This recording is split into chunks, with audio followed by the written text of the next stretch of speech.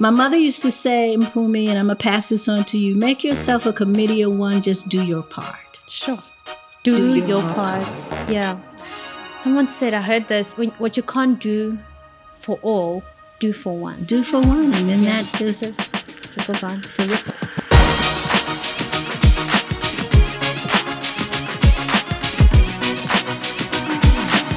hello, Wisdom and Wellness family. Welcome to another episode. We are in the middle of Mother's Month, as I've been calling it. And today I'm sitting with my own mother. She calls me her daughter friend, so she's my mother friend. She's a wife, a mother, author, life recovery coach, licensed psychologist, songwriter. And that's not even half of the titles. It's not even half of it. Welcome, Aunt Gail. Thank you. Thank you for having me, Mpumi. I'm so happy to have you here. I told you when we started that today there's no set topic, but I want to talk about you, Aunt Gail, the mother. And I took a deep breath, right? And I exhaled. So let's see how we go. Let's see how it goes. One of my favorite things about... One of my favorite moments with you, the favorite thing about my conversations with you is that you somehow slip in stories here and there, right? Oh. So you don't come and give the story full bang, but you'll be like giving an illustration and then a story comes in every now and here. So what I wanted to find out is, because you have so many gifts and I feel like you've lived a whole lot of lives. I mean, you were a manager of a Grammy Award-winning group. Now you're a psychologist, and with all the gifts that you have you always felt like you're doing exactly what God wants you to do? No. Okay. It's been a journey of discovering. When I was about 17, I went to a Christian boarding school in upstate New York, and there was a week of prayer. Something happened, and at week of prayers, miracles happen. Yeah. And I made a decision then, I want to be a missionary. I want to go to Peru. And everybody kept saying, why Peru? And I was like, I don't know. It just sounds exotic. I just want to go. And that desire of wanting to be a missionary is probably what started the forward focus of, let me study psychology, let me study behavioral science. Yeah. And at that time, we also had in America a group of volunteers throughout the United Nations called the Peace Corps. So I just really knew I was going to save the whole earth at one time, whatever the issues were, as a missionary and a Peace Corps volunteer. That didn't happen in the way I thought it was going to happen. God just kind of, shifted and shifted in such a way. Africa was never on the list. I can imagine. Never on the list to be.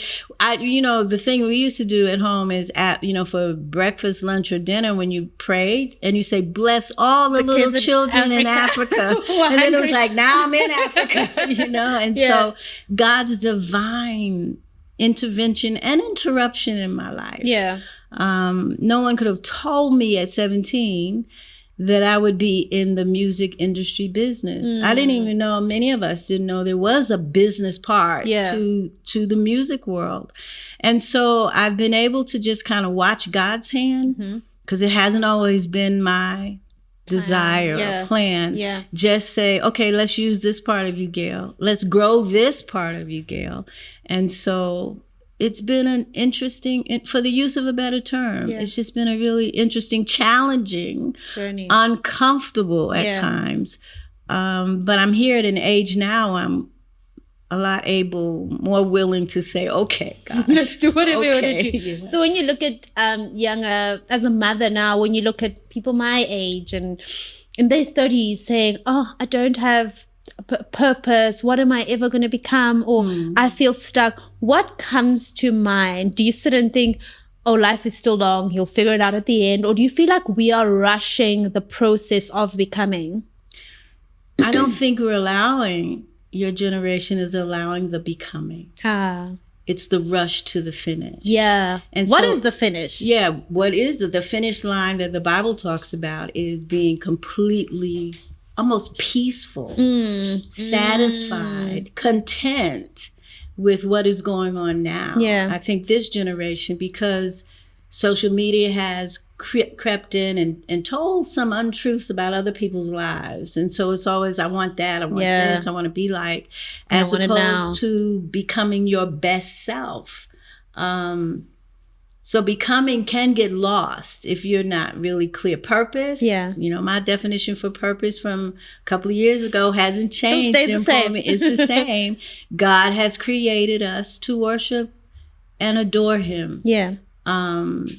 For your Christian listeners, that's a really important point that sometimes we miss. Yeah. But we come here packaged. That's what my husband says. Uncle Victor says we're packaged before we come. God knows our steps are ordered. And so I think we discover, we're talking to mothers today. I used to panic about Proverbs 31. It's like, how is this woman doing all when this am I becoming this woman? Right. And then I kind of satisfied myself with, we're talking about seasons here. In her 20s, she does something. I forget what she does, but she buys a piece of land. Buys land and makes sure her husband is right. But she's not doing all of that at once. Sure. And I think the becoming is we want everything. Your generation wants everything. You can have everything, but not at once. Yeah. And so when I read Proverbs 31 now, I think I'm near the end here. And interesting, it's a mother's letter. It's a mother's letter to this king. To her son, right? To her son. Yeah. And describing, this is the woman you want to look for. Sure. And so it's the idea that she can become. In each season, she's becoming who God has created her to be. So I think we all need to relax a little bit and just realize that it's seasonal. It's I think daily. We've forgotten about seasons. Yeah. Because, we almost feel, we want every day to feel the same. We want every day to feel like an achievement or I'm feeling this. But sometimes there's just seasons where God is just working on your character and every day doesn't feel fun. But I think we've taken out season, like you said, because of what we're exposed to. We think every day is a show up and look amazing and do great things and do big things kind of day. And it's not the truth. It's not the truth. It's not the truth. When David was hidden in that cave, he was trying to think, when is King Saul going to leave me alone? Sure. That was a season. Yeah. But then we see him as a shepherd boy before that time, where he killed the king. That was a season. I mean, killed the lion. Yeah. That was a season. And so we just have to get really comfortable, Just get comfortable in the moment. Because we're creating, I'm talking about, I haven't thought about it in a while, but that proclamation, I'm going to be a missionary, Lord. I'm going wherever you're going to send me at 17. That was a moment. Yeah. But now I look back on it as a memory. Let's not make memories. And memories come by the moments. They don't come all at once. This is a memory. It is a memory. And it's a moment. And it is purpose. You talk about your upbringing and you come from a home or a family where there was alcohol abuse and GBV. How was the day-to-day of that? Because I think we have all these campaigns of GBV, speak out, all of that. And it's easy from the outside to say, why didn't you speak out? Why didn't you do this? But you lived in that as a child and you grew up with that. How was the day-to-day and how did it shape you into being a woman, a young woman?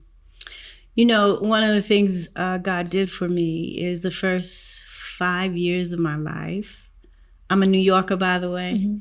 But the first 5 years of my life, my parents divorced when I was about 2 months old. So I was sent to the South to be with 9 great aunts, one great uncle who was a gangster in Chicago. He was the cat's meow, they would say, very handsome, but he was a gangster. Yeah. But whenever he would come home to North Carolina, Hereford, where my people are from, everybody, Pettigrew's home, but I was surrounded by, and I was the first great-grandchild, a female. So I was really loved well. Yeah. Some people would say spoiled, but spoiled is when you loved well. So that was the foundation, okay? Yeah. And my parents got back together when I was about 7, 8. And so no one asked me, but they decided I should go back to New York and be with my parents. Yeah. It was a hard time because from grass and trees and fishing and streams and church, that my maiden name is Riddick. It is a German slave master's name. But there is a town in North Carolina called Riddick Grove, and that was our home church. Moved to the concrete jungle, so to speak, and living with people, very different. My mom and dad, I didn't know them. Sure. They came to visit in North Carolina during Christmas, during Thanksgiving holidays, and probably some other holidays. I just don't remember. But I didn't have a relationship with these folk. And now I'm sent. So it was traumatizing for a 6-7-year-old to try to navigate what that meant. It wasn't until I was writing my memoir that I went back home to speak to my great aunts to say, am I remembering correctly, or is this just my imagination? Yeah. And that is when I got the story about my dad. He was shipped away because we had the draft in America at that time, to the Korean War at 19 years of age. Sure. So he lost his mind. We call it in psychological terms. He just became shell shocked. Yeah. And so some of the physical abuse that me, my mom, and my brother experienced, now looking back and having studied as well, he might have thought he was killing or beating an enemy, another Korean soldier. They have blackouts. Sure. And so a lot of the time I was traumatized. A lot of the time I was wishing I could stop the madness. When we would hear my father sing, it was a beautiful baritone voice, just an amazing artist. Fronted, your generation may not know the Count Basie band, but it was a big, big jazz band back then. But if you heard him singing at the door, you knew it was going to be a good day. Sure. And you'd hear the key in the door, then you kind of relax. Yeah, sure. But if he was not singing, sure, you knew that it could be all day, all night of beatings. I don't know how I passed primary school because it was nights of... So the beating wasn't just your mother, you and your brother as well? All of us. And watching my mother be... I don't even know really what I did with those memories. Some come out and then some are tucked far away. But that is why I am a GBV advocate today, because I know what it's like to live in horror, terror, not knowing what to expect, sitting on the edge, waiting for what's going to happen next. Yeah. So, is that why you chose to be a missionary? Did you want to escape home, or did you just want to help people? I wanted to help people back then. Okay. It wasn't. I think God placed in my heart that you're not going to live here always in America. Okay. Thus South Africa. So, no, it wasn't running away from home. Yeah. I enjoyed one of the positive stories in my childhood. So, I really want to interject that because it wasn't all trauma. And that's the thing I wanted to speak about, is that we make it feels like it's just a bad life, and it doesn't necessarily mean it was a completely bad life. You still had good moments, right? I had good moments. Yeah. It was horrible when you're in it. Yeah. But my grandfather, my mother's father, I used to call him Mr. Wonderful. From the time I was 12, he must have known what was going on in our home. But from the time I was 12 to about 18, when I went away to university. Now I ran away from home then because I chose a university in the middle of the country in Nebraska. Okay. And everybody was like, "Why are you going to Nebraska?" I was like, But my grandfather, from 12 to 18, we had just me and him. He would take me to the Christmas show at Radio City Music Hall. And it would just be me and Buster Brown. Yeah. His nickname was Buster. And I always felt so belonged, loved, seen, and cared for, because it would just be, and he was very dapper, very sharp in his dressing, and then we'd go out to lunch or dinner after. Then I was called upon to produce a show at Radio City Music Hall, Take Six and Friends. And the pride in, my grandfather had already passed by then, but I kept thinking, wait a minute, now I'm backstage. Now I know how this, but to know that that was a moment, those 5-6 years with him, and then to be brought back and be in charge of something on that stage. Yeah. God. Full circle. Yeah. God is intentional. Do you remember when your personal walk with God started? Like, do you have a moment where you think, this is the day that my personal walk, because we grow up in church and we know the God of our parents and the God of church, but when did your personal awakening or walk with God start? That's a really interesting question, because I was a nominal Christian for many years in my life. I did all the right stuff for every last wrong reason. Mpumi, I met Jesus at Santon Clinic Hospital here in South Africa in April 1995. I was in the country less than 24 hours. And had emergency surgery. Yeah. And what was supposed to have been an hour ended up being 7 hours. And it was a life-death kind of situation going on in Africa. My first visit, here less than 24 hours. I didn't see purpose in that. No. I was very angry about being so far away from home. Yeah. And I blamed it on food poisoning, because when I got to emergency, I had been throwing up. And I said to the host who brought me, it's like, I'm sure it's that Indian food. Because I had never had Indian food to that degree. I was like, no, I'm just sure. I'm just nothing big, nothing hectic. Yeah, just give me something to just, calm my stomach down.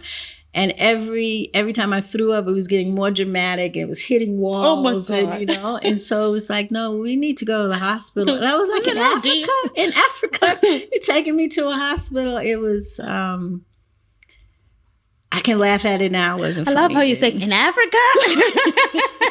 Like, are there hospitals? Yeah. All our Tambo was not what you all have now. It was like... Well, I was 1 year old in 1995. It was one big room. Yeah. The airport. Really? Really. It was like maybe 2. Yeah, so I would have been nervous too. So I just had less than 24 hours in Pumi. I hadn't seen anything. I saw the hotel, right? Sure. And so I didn't know what to expect. And you were here for work, right? I was here for work. It was a project that I was asked to executive produce on the heels of a project I'd done maybe 2 years before that called Handel's Messiah, Soulful Celebration. And that won a lot of awards. And so I was invited here to the country to do something similar to welcome in the new South Africa. Ah, okay. And with that project came a lot of the cream of the crop at that time, Spongile Khumalo, Ray Perry, Ladysmith Black Mambazo, and the list just went on, with American artists, George Duke, Ladysmith Black, and just on and on and on. I turned down the invite. The reason I was mad in the hospital is because I said no 3 times. Every time the invitation came, I was like, no. I don't have time. I had some excuse. Yeah. But I think the big excuse was what we were seeing on TV just showed South Africa always up in chaos. When you're just seeing what's happening in the township and you're getting a sound bite. You're getting propaganda. You're not getting the truth. And it was like, oh, no. It's okay. I don't need that. I'm in the civil rights movement of my own country. I don't need to go there. But when I finally decided, it was like, what made you change your mind? Just to make these folk to stop asking me. So now you have an entire marriage. A whole life. Oh, man, I was like, no, there's no. And I was so polite with my no. I was, no, thank you. God bless you. Not this time. I have no interest. So finally, I said to my PA, actually, I said, if that Malcolm Duplessis, who now lives in Nashville, we've just changed. Goodness. If he calls the office again, just tell him anything. but I'm not interested. And my PA, Shauna at that time, she wasn't a PA. She was my whole right side. She made things happen. And she just kept saying to me, but there's something about this Malcolm. I just think you should take a meeting with him. And I was like, Shauna, I'm not interested. I'm not going to South Africa. Yeah. She said, but maybe just meet with him. Yeah. So I kept saying no. And when I got to LA for some business meetings at Warner Brothers Records, I go to visit some friends of mine. I'm not in a hotel. I'm at my friend's home, and there's a knock on the door. And my friend comes and he says, I'm sorry, there's a Malcolm Duplessis at the door. I was like, what? He said, it's a Malcolm Duplessis. And I said, no. He said, well, please come because we don't know who this person is. And I go and it's this Malcolm. And he says, hello. I said, how did you find me? How did you find? He said, Shauna. Uh-huh. I was so upset. Now, when we speak, I'm just so grateful that she just listened to the heart of God for me. That's why it's important to surround yourself, Mpumi, with talent, but also with people who have discernment. Because sometimes we don't know. Sure. Because I certainly didn't know that. You said that when you were talking to the guys from Take 6, is that we didn't, this was impressive, by the way. You had an entire 5-year plan, which worked out in a year. And everyone is singing praises and it's great and all. And you said, look, God, we had talented people, we had great things, but we had God. And he directed. Things got a little crazy when we started trying to direct, but in that first year, you could just see God's hand. Bringing the right people people at the right time. And my living in Nashville, it was, they have a manager who's a novice. She doesn't know the business, but look at what's happening with them. So we had to say, and I had to say to them as well, we have Ladysmith Black here, right? That we marvel over in the States. But here you kind of like, and it was the same thing with Take 6 from where they come from, Oakwood University. There are lots of other people can sing that like kind of talent. Yeah. But God had a plan here for this group. Yeah. And it was to introduce the Lord Jesus Christ through music. Sure. And the conversations that we would have with different people who were like, so tell us about what's the trick? What's going what's the trick? Where's the magic? Is it Vinny? Is it his bass only? What's happening that these doors are swinging open? So you got to know when the presence of God is there, and you got to know when we decide that we don't need him anymore. Sure. And you can feel the shift. You can just feel like you're just doing the work. And that's when I got to a place where it was just signing these contracts. Okay, let's go. And, you actually mentioned that. And before we go back to when your walk with Christ, you said you used to pray over every contract. And you remember the day you stopped doing that. Does that feel like the shift for you where you took a hold of the ship? We started making decisions that were not great decisions. Before it was great decisions. But then when we told God, we got this. And he was like, okay.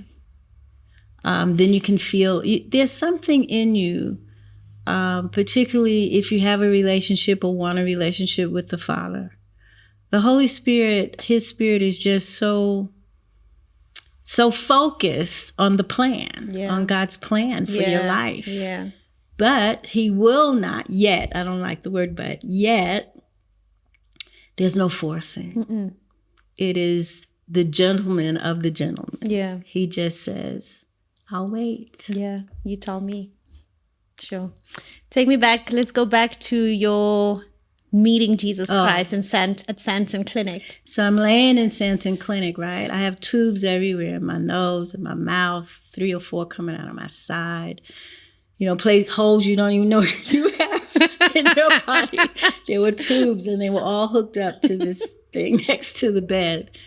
And I remember waking up. But here's the thing.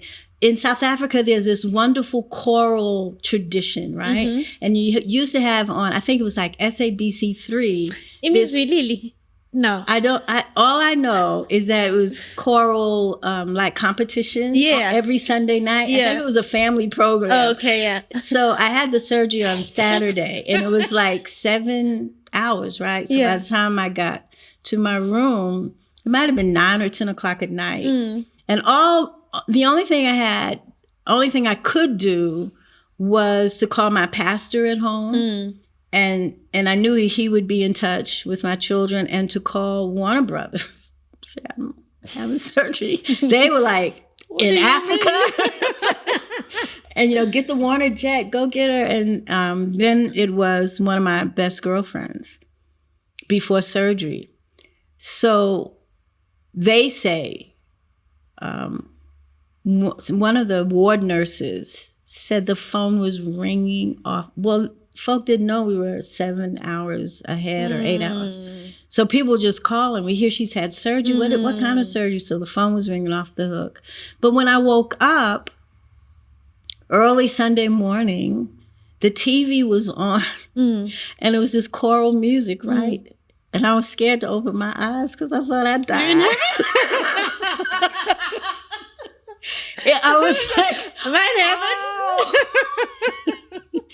And so trying to gather my thoughts and, forgetting, wait a minute, I'm in hospital and what happened? Because you're fogged. Yeah. All that anesthesia or more anesthesia, because first you're given enough for what they think. And then they get in and it's like, wait a minute. You need more.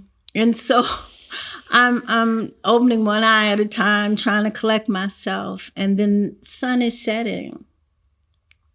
As I look out the window, and in my head, I'm like, but I didn't want to come. And I said, no.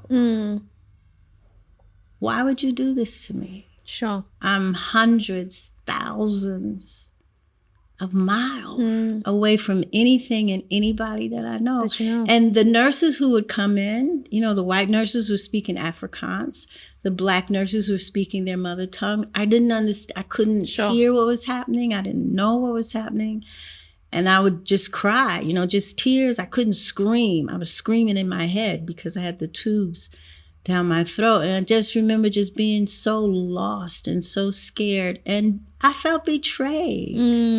By God. By God. I was like, I had just come through, well, this was 95, April 95, but I had gone through a horrible, no divorce is easy, but a horrible one in 1990.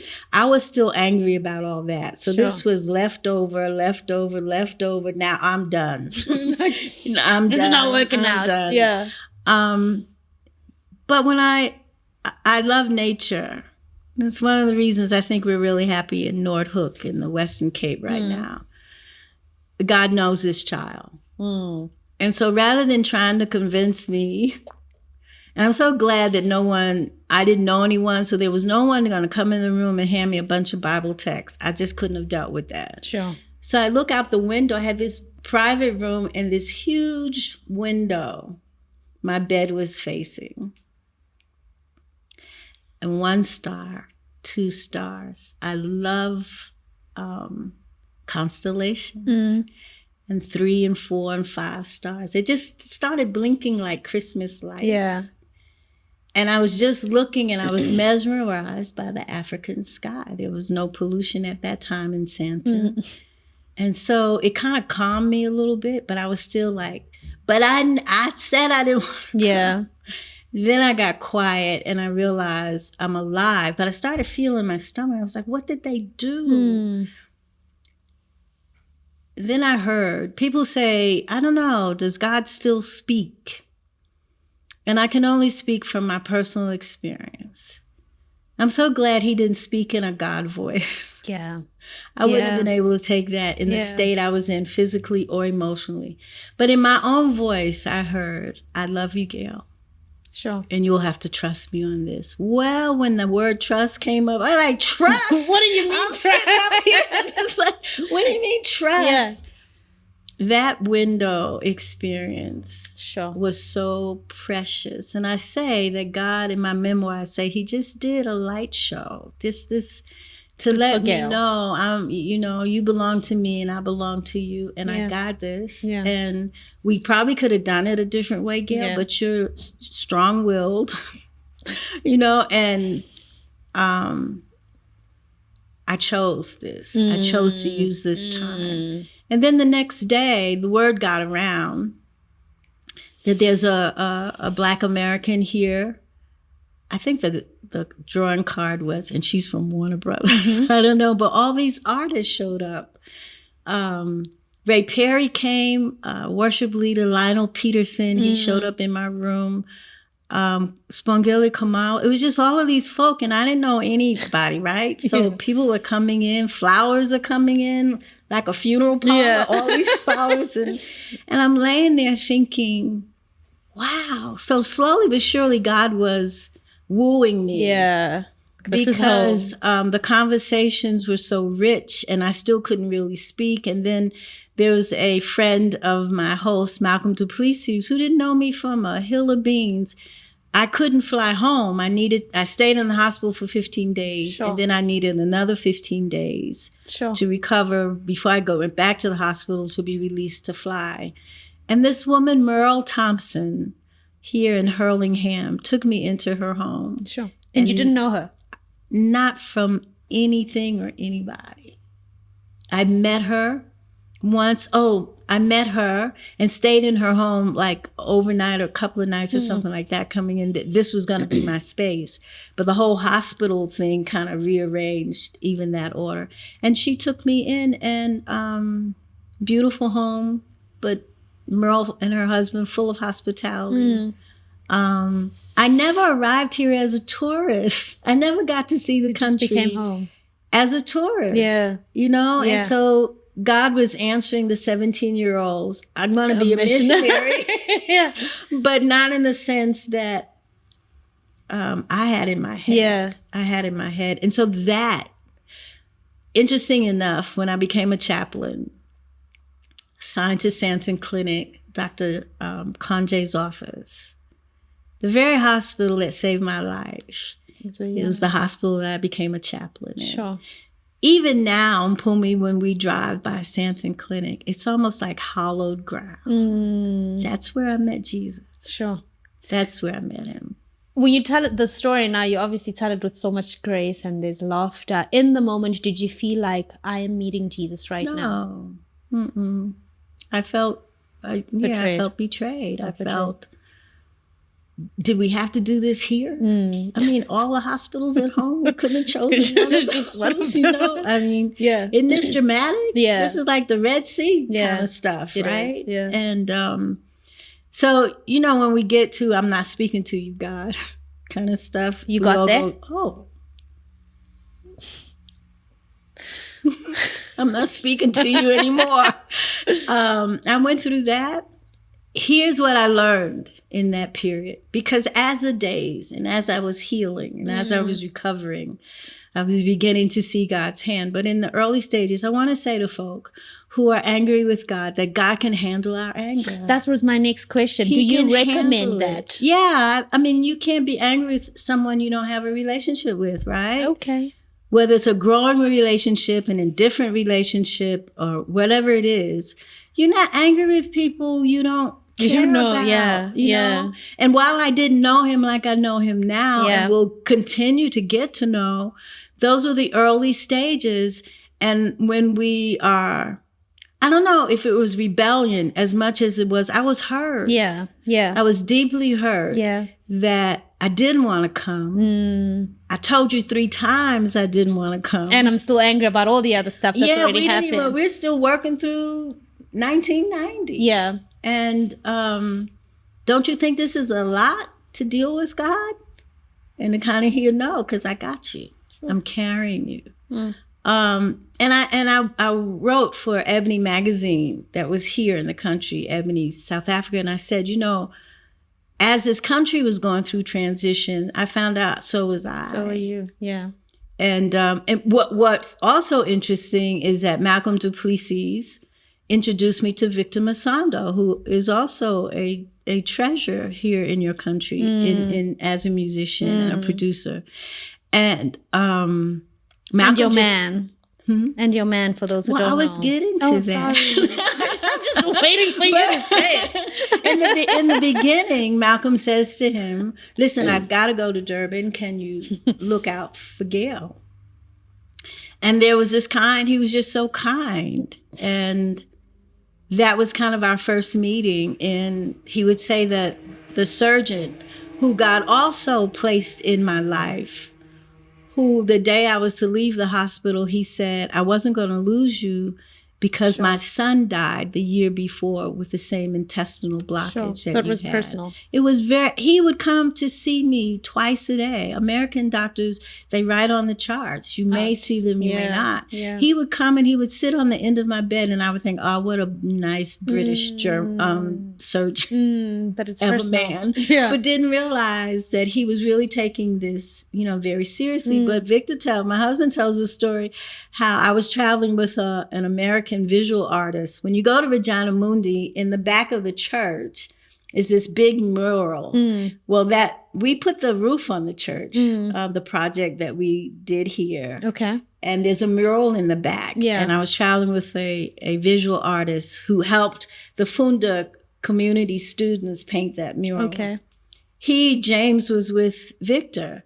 And the surgeon would always come to Victor and say, and this is what we did, and this is what, and he was like, no, she's traveling with him, and she'll be traveling back with her. Yeah. And no matter, he said, no matter if he was there to check on me in the evening or check on me in the morning, Dr. Cook would say, and this is what's happening. And he was like, yeah, okay. So I get it. Finally, when we got married, he was like, I've seen more of you on the inside.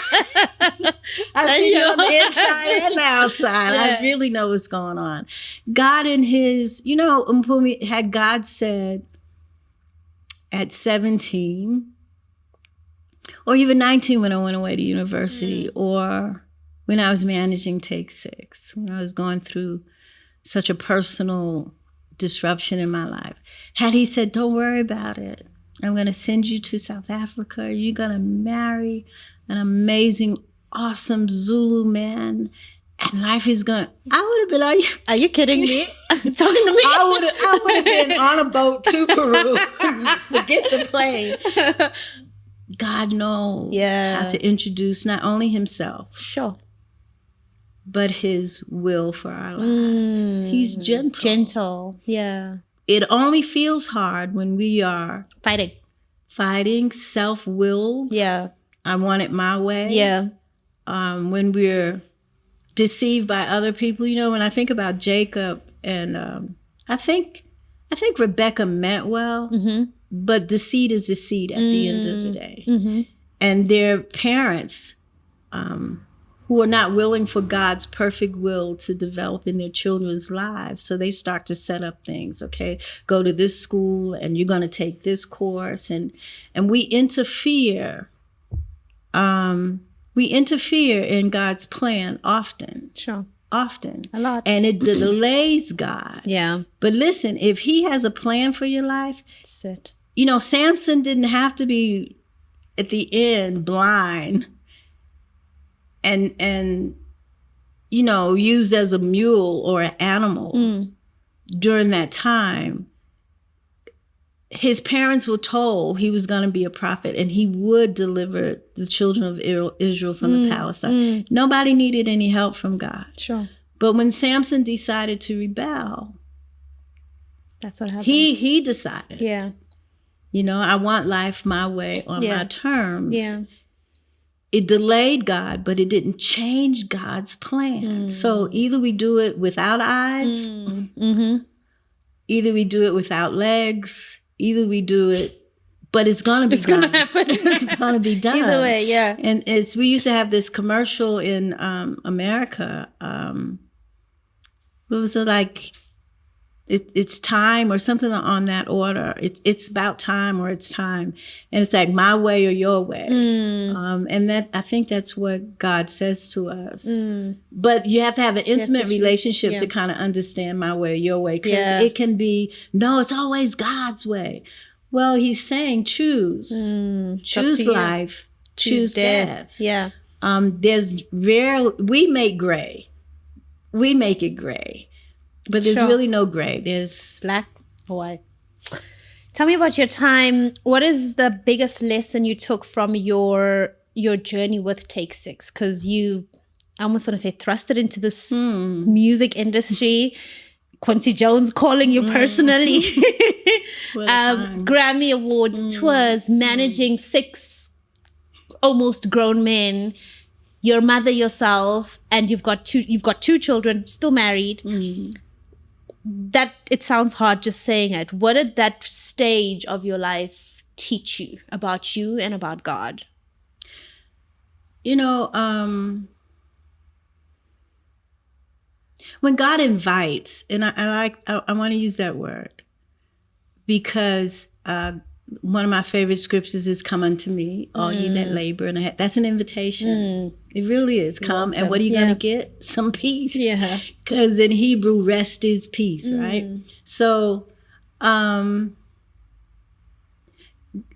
is always interested in the invitation to introduce ourselves to ourselves, because we don't even know the gifts and talents that we have until we're kind of thrust into in an environment that knocks. Now, what's interesting in Pumi, when I was in high school, I used to produce all of the, it's interesting, I haven't thought about this in a long time, but I used to produce the stage productions for Christmas, for the Christmas holidays, the Easter holidays, the spring finales. And I was just remembering one of my girlfriends said to me, "You would be the only one that would have me dress up as a doll and jump up out of a Christmas box." You know, I had those kind of ideas, turn the gymnasium into a winter wonderland. And it was just so interesting is people would do what I asked them to do. Just like do it, guess it. And so when it came time for Take Six, I had been doing it on a smaller scale, but didn't have a proper name for it. I believe God leaves glimpses. Everywhere. Everywhere. And you don't get the glimpse until then it's just like, that makes sense. I'm looking back right now talking to you. It's and so one of the productions we did, and you know, I've buried my mother, buried my father, buried my brother. There were only 4 of us. Sure. Carnegie Hall, I did a production there with Take Six for Special Olympics Africa. And on the playbill outside of Carnegie Hall, it was produced by Gail Hamilton. Africa was always part of the list. And I just stood and looked, you know, for the longest time. And I said, my mother, who was a mezzo-soprano, who sung in Carnegie Hall, like my grandfather who took me to Radio City, those glimpses, right? Yeah. But I stood outside and my eyes just got so full because I just kept thinking, what would mommy have said? What would she have thought? What that season, you know, I was a young woman as well. And I didn't think I didn't know what management meant at that time. Yeah. So when the guys, 2 or 3 of them said, "Would you stay on?"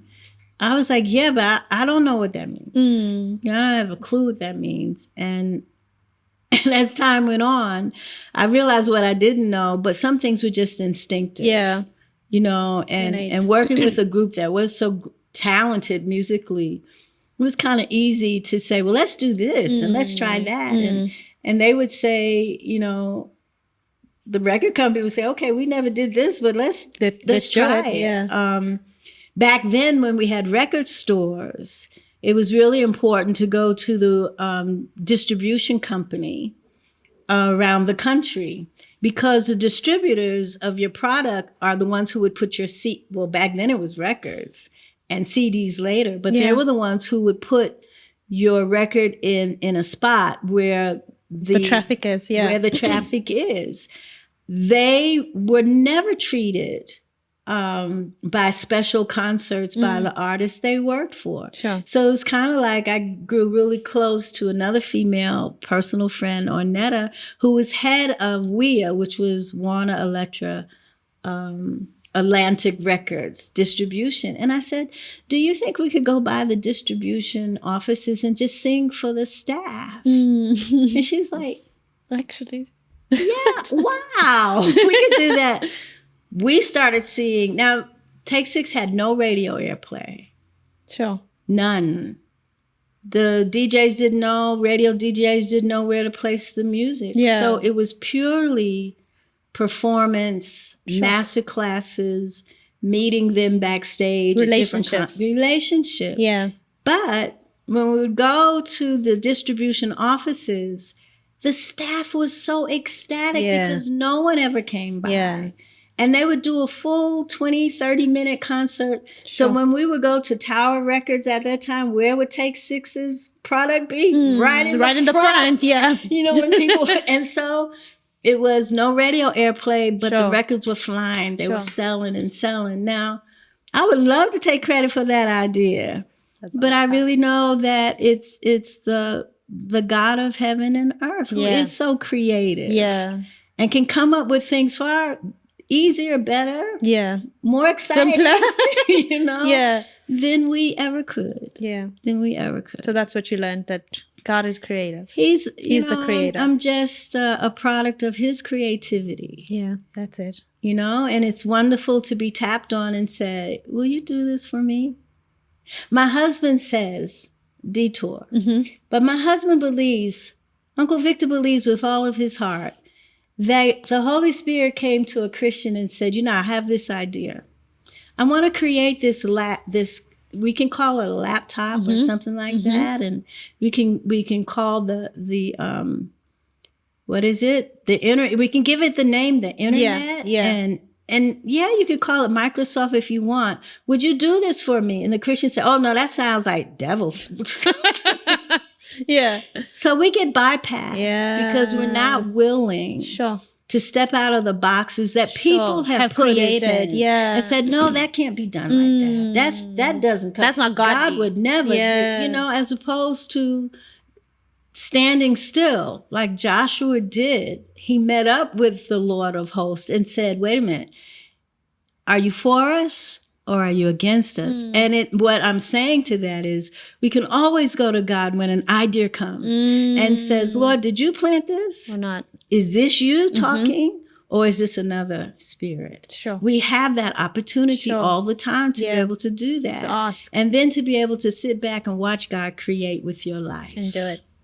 And you're so right in saying that. I always say personally to my team that, look, I would love to bring this spreadsheet with all the details but truly speaking, everything is Holy Spirit inspired and you cannot package that. I can't put that in a resume or in a business. It's just, I mean, we have to be responsible with how we run our business, but for the most part, from a creative process, everything is just a Holy Spirit inspired, and you move when he says it's time to move and you stop when he says it's time to stop. And when he points a finger. Yeah.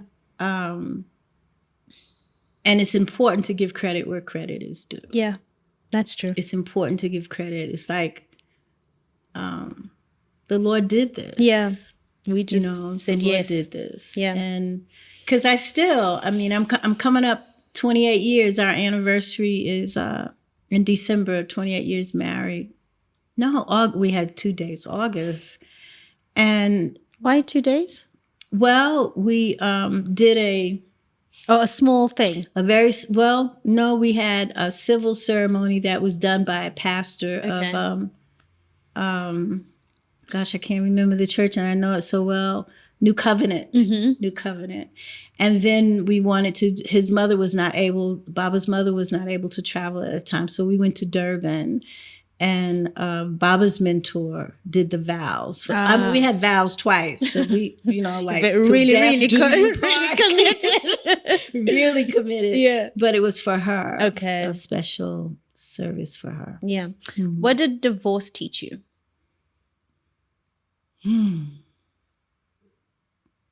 It's painful. Mm-hmm. Even when you've come to the decision that maybe I did this on my own. This was not God's. We were at an event yesterday and the question came up, are all marriages, what was the question? Almost like, does God ordain every marriage that happens? And it was like, nope. Some marriages are self-willed. And then God, it's kind of the Cain and Abel story, remember? God said, I need this sacrifice. I need it done this way. And Cain said, yeah, Not but my I way. got This is better. right. Yeah. And God kept appealing, and I want to use that word. He kept appealing to Cain. I need blood here. Sure. It is pointing to the Messiah one day coming and giving his life.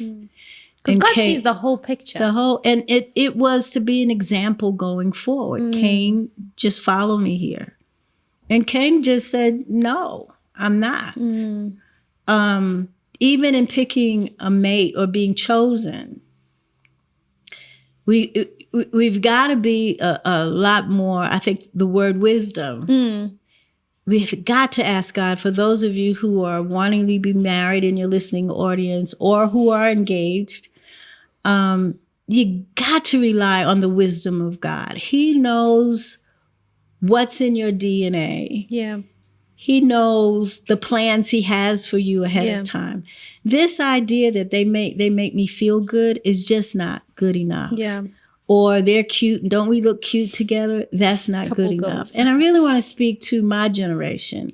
Could we just stop pushing young people to be married so we feel good? Just to say, or to go to a young woman or a young man and say, you're not married yet? When are you getting married? When are you having kids? When are you getting married? And then when they get married, where's the babies? If we could just leave God's business to God. Yeah. Marriage is not our idea. So we don't know how it works. That's the thing I learned. After my divorce, I had the nerve to say to the Lord, well, while you were on earth, you never got married, so you don't even understand what marriage is about. You're really strong-willed. Oh, man. I was like, And the Lord let me do that for a couple of months. And then one day, well, Gail, yes, that marriage thing, yeah, we're married to you.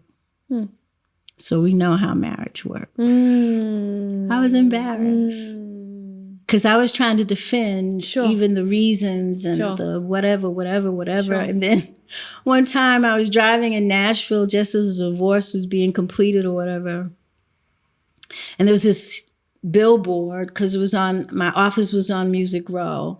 And I was looking at the billboard and I was thinking, I should take out a billboard and just let everybody what happened. I'm driving along like, that's a great idea. That's equivalent to posting on social media for us. I guess so, or more. Or more. And I had this idea. I mean, I was really thinking that was a great idea. Like not even, just the whole thing. It's like this would, and then, because we were a very public couple. And it was like, people were like, but what happened? What in the world happened? I was like, I'll just let them know. Put it on a billboard. I got to my office, parked in the driveway, walked in, greeted all my staff. Hi. Getting to my desk. So I can this is really crazy, but really plan. The more you talking about it. Really plan this billboard. Sure. And then the Holy Spirit said, okay. And should we take a billboard out on YouTube? Sure. That idea went out the window. We can get so self-righteous. Yeah, we do. We can get so self-righteous and not really understanding that we really, because this is God's ordained gift. When he gave it to Adam and Eve, it was a precious gift. He chose Eve for Adam. And you say, but look at what's happened now. But in the beginning, he chose Eve for Adam. And it is Adam that got up and said, well, look, you made a mistake, God, because that woman you gave me. And we became objects and at that sentence. And Eve never recovered, really. Sure. And we can say she never recovered because look at what sin has done. But she had Cain, and Cain was anything but kind, anything but obedient, anything but careful to listen. So we produce what we carry. Sure. And what I learned is that also there is a knower inside of us. Yeah. Don't push that away. Yeah. Don't push it away because everybody wants you to get married, or even yourself. Don't run away from home into another home, meaning run away from the home you're raised in and saying, I'm going to just get married and then life will be. No. Don't do that. It will complicate your life further. What I also learned about divorce is how painful it is for children. Yeah. It becomes almost a selfish act. Sure. We like to confuse, or we don't probably completely understand, some of us, that in Malachi, when it says God hates divorce, he's also saying, this is why I hate it. I hate what it does to the family structure. But also, when you go to Proverbs chapter 6, there's 7 things he hates. Yeah. A whole lot other. A lot of things that he hates. Innocent blood being shed, just troublemaking and lying lips. All of those things he hates. And some of those things are in our marriages today. Sure. So when they try to trick Jesus into, what's the grounds for divorce, we mix grounds for divorce with grounds for remarriage. There are other reasons for divorce other than infidelity. But in the world of Christendom, we only hang here. Just the one. Now, in I'm going to get off this Bible study, but in the book of Isaiah also, or is it Isaiah, where God is saying, he uses the term, you left me for other lovers. He says, I went to redeem you and to bring you back to myself. So that's why marriage and relationship is, because he himself says, you left me. Yeah. For others, for other gods. You left me. So, and divorce makes your equilibrium just a little off, because after that I was like, oh, I'm never, ever, ever, never, ever, ever, ever, ever, ever, ever doing that again. Yeah. Because you distrust yourself, and you distrust what's going on around you. You're looking at life through skewed eyes, and you need time to heal. Are there times for separation? Yeah, they are. But it needs to be done not out of spite. It needs to be done not when you're emotionally drained. It is something that needs to be looked at very, very carefully. Sober-minded. And it has sober-minded. Yeah. And it has to be for believing folk. You need to do this in God's presence. Yeah. I want to just, before we wrap up, Aunt Gail, where does God, divinity, personal relationship with God, and psychology meet? Because we are in a self-help era, and I'm very interested in psychology and boundaries and this and and all of these terms that are used in psychology. And then there's divinity and the relationship with God. And where do the two meet? We're body, mind, and spirit, and soul. The mind is this wonderful, can be a problem child. Mind is dangerous. The mind is always telling the brain what to do. It's not the other way around. And science now has found out that there are actually brain cells within our hearts. Really? So when the Lord is saying, give me your heart. Sure. He knows what he's talking about. Give me your heart. It's not just this muscle that pumps blood. But there's thinking going on here. Sure. It's not far-fetched. Psychology comes from God. It's many times he would say to David, I need you to go out and fight that foe this way. Okay, so that's wisdom, that's thinking. Strategy. That's strategy. Yeah. All of that works together for good. Sure. So that we do the right thing at the right time for the right reason with the right people. Sure. That's psychology 101 under God. Yeah. It all fits. Yeah. When the body is not well, we generally find out that the mind, something's going on. Yeah. There's anxieties. I love that you said that. Michelle Obama spoke about she's got like a toolkit, like a toolbox. So when you say doing the right thing at the right time, it's like using the correct tools to manage something. Because the hammer might work for this, but it's damaging for that. Right. Sure. Right. When I was diagnosed, going back to meeting God at Santon Clinic, they discovered I had an autoimmune disease called sarcoidosis. Now, a lot of people have died from sarcoidosis, and it can be terminal. And I had sarcoidosis in my liver, my spleen, and my lungs. Sure. Uncle Victor married me knowing I had 6 months to live. That was the diagnosis at the time. Sure. Sarcoidosis is a stress-related disease. So now whether it was stress that I carried from my early childhood. Sure. But stress. It carried to a point where the body said, we can no longer handle this amount of anxiety and stress. And the body started to break down. Now, sarcoidosis in your lungs alone, and it was in my primary the liver cleanses the blood, right? I went to see a homeopath, my doctor here. She's still my doctor, bless God, Dr. Smuts. We found a homeopath, Dr. Milan, and they worked together. And everybody says that was so unusual. But Dr. Smuts said, we can do the medical. That's going to do with the physiological side of yourself. But we also need, I would like a homeopath involved to see what's going on emotionally. Inside, Well, one Saturday afternoon, I was really, really, really ill. So we made an appointment to see Dr. Milan. And when we got in, I'm waiting for him to give me something. And he says, you need, and I'm sitting up, you need to go somewhere and cry. Sure. I said, we have been sitting in your office for an hour and a half. For you to tell me to go cry? Tell me to cry. And he said, not one of those cute cries. Sure. He said, your liver and your spleen are crying out. You've been stuffing and stuffing and stuffing and stuffing. Keeping it moving. And the body is saying, we can't. Sure.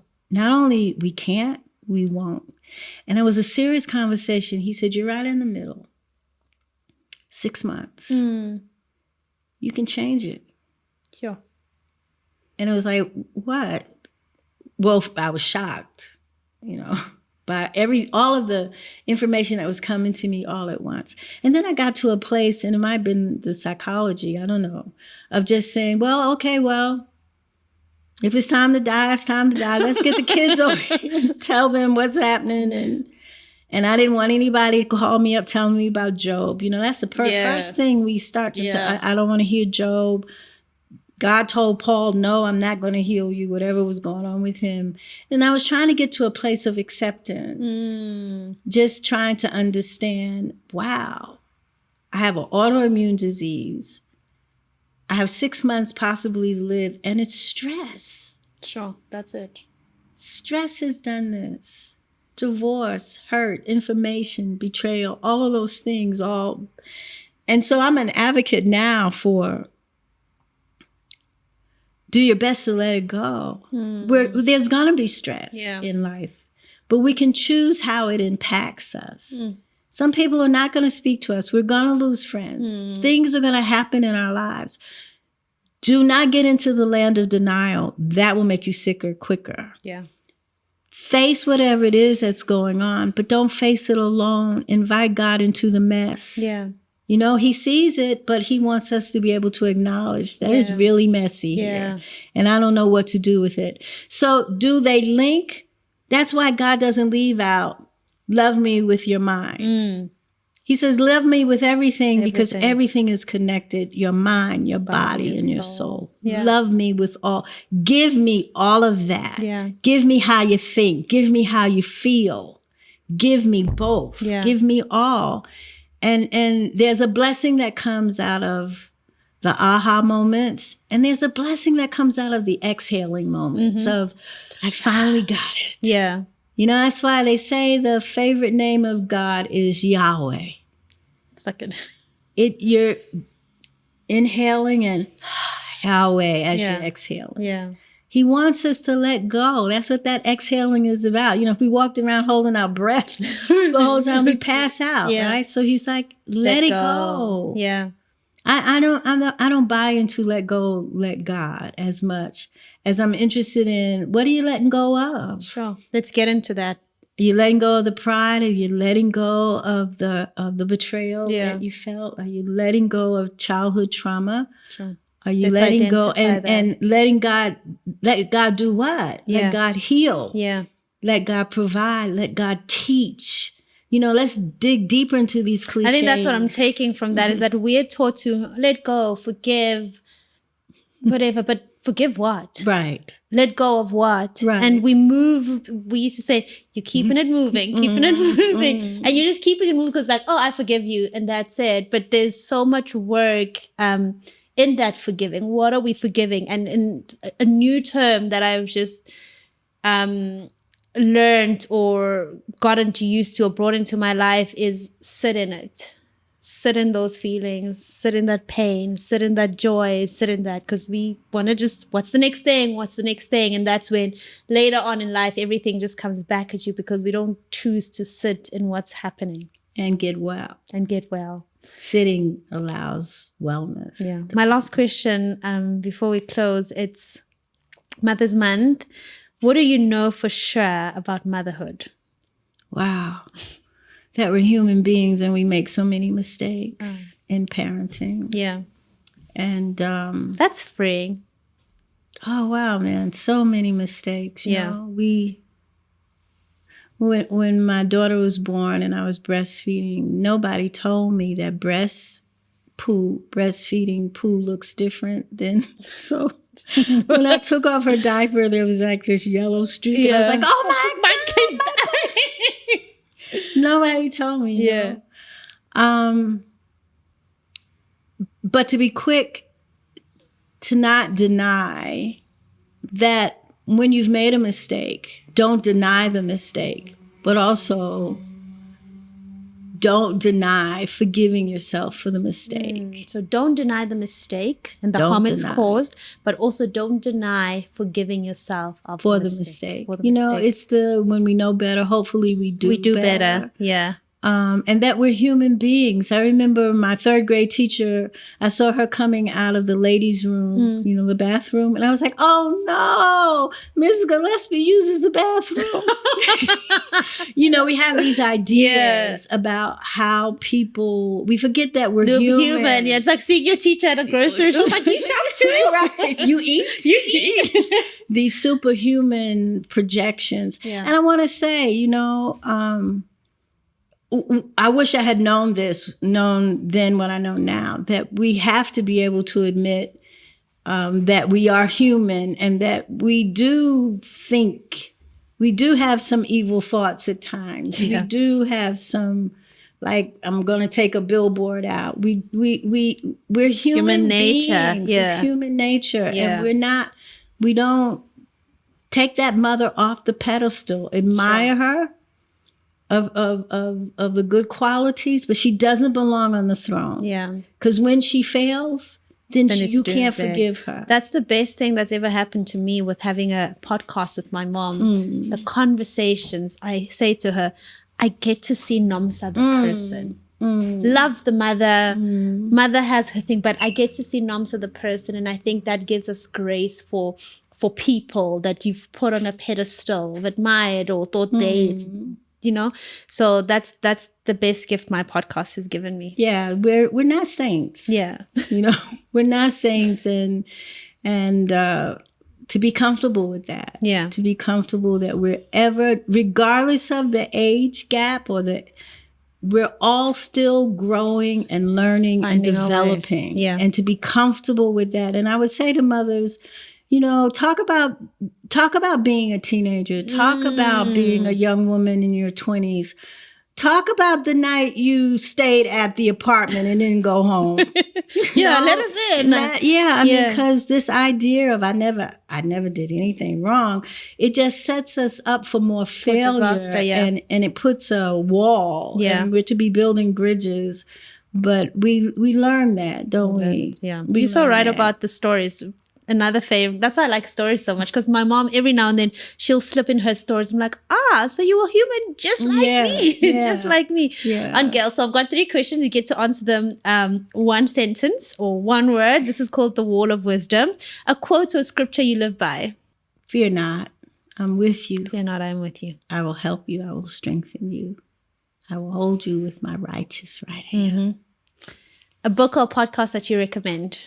You know what? I think that not everyone, but I think Brene Brown's book, Atlas of the Heart, right now, is very revealing about what goes on emotionally. And I think that that's important. I support Brene Brown. And then finish the sentence. A wise woman once said, beauty is as beauty does. I think we're so conscious of makeup and hair and nails, but that doesn't make the person. It's just the outer shell, and you take all that stuff off, right? Yeah. I'm just saying, tonight it must be something now when the wigs are off and the Yeah. nails are off and the eyelashes are off. But beauty is it's cultivated. Yeah. Oh, love that. Beauty is cultivated. Oh. Do you like that? I like that, because you're not I used to think that you're born with these traits, like people are born with beautiful traits, and why didn't I get them? But when you say that beauty is cultivated, so we can all be beautiful. Yes, particularly on the inside. On the inside, you look at someone and something that they admire. Yeah. My mentor is Marian Wright Edelman. She's in her 70s now, and her life has been built around, she founded the Children's Defense Fund in America. She loves children, and her work was to go before Congress and Senate and be the voice for children who had no voices. Now, admiring her stick-to-itiveness, I'm going to do this. I'm going to get this done on behalf of children. Yeah. Now, the world doesn't know who Marian Wright Edelman is, but a lot of us do. Sure. Because she could have been some mega star, but she chose to stay in the trenches. Why? Because children's lives were important. So my mother used to say, Mpumi, and I'm going to pass this on to you, make yourself a committee of one, just do your part. Sure. Do your part. Yeah.